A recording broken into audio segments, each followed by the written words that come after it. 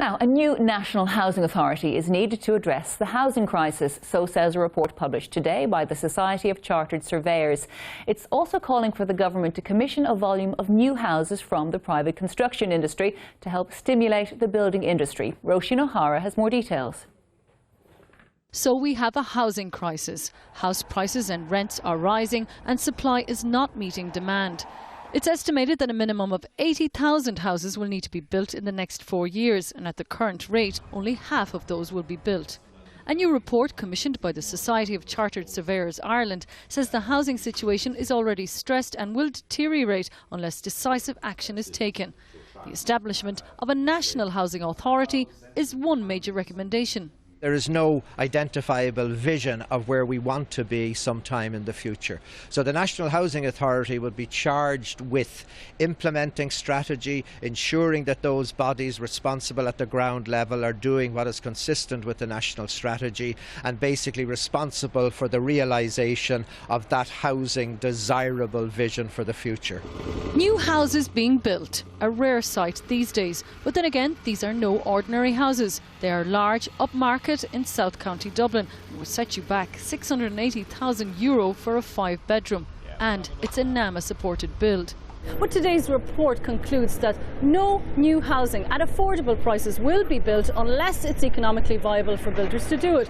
So it proposes that the government itself commissions new houses from the private construction companies, that it reduces development levies and it reduces VAT to 9% for 3 years. That's something the Construction Industry Federation would welcome. We have enormous taxes in terms of stamp duty and so on.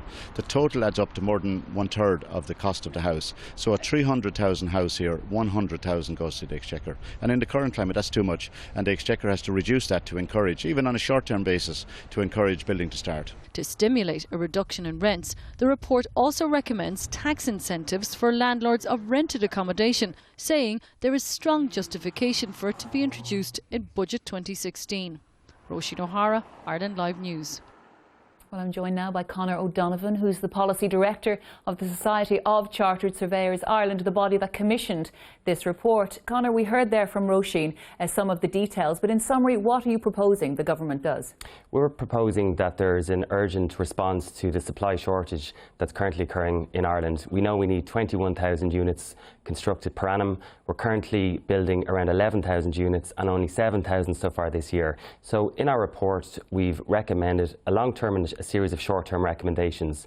Our long-term recommendation revolves around the establishment of a national housing authority.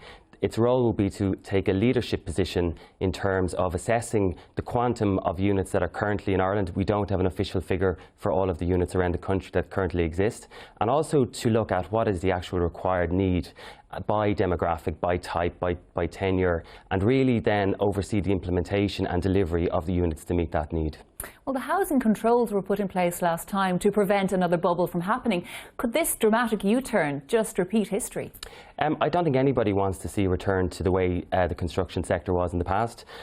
We don't want to go back to building 90,000 units, but we're now at a case where we're building 11,000 a year. The pendulum has swung too far. The building controls are absolutely essential. The macroprudential policy tools introduced by the central bank are also very important, but we do need to return to a more moderate level of supply that meets the needs in the market at the moment.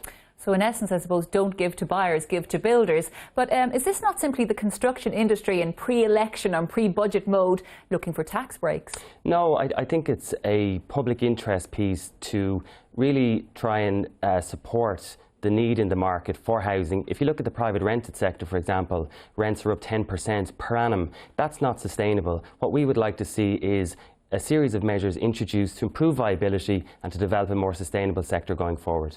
I suppose a lot of people are also asking, well, how are we possibly suffering from a housing crisis? We were led to believe that we had a surplus of houses. We've got ghost estates all over the country. So how is that happening? I think we're washing through a lot of the legacy issues in the sector at the moment. As we said earlier, there were issues in the past. Nobody wants to see a return to that. But you are seeing more of those ghost estates now being remedied, being brought to the market, but it's not enough. At 7,000 units for this first 6 months of the year, it's too low for what we need, and the unfortunate reality is that there are people out there who can't afford to save the deposit required to buy a house or even to rent, and that has implications for the wider population and the social housing sector as well. Well, Conor O'Donovan, we do appreciate you joining us this evening. Thank you very much. Thank you. Now, the country's largest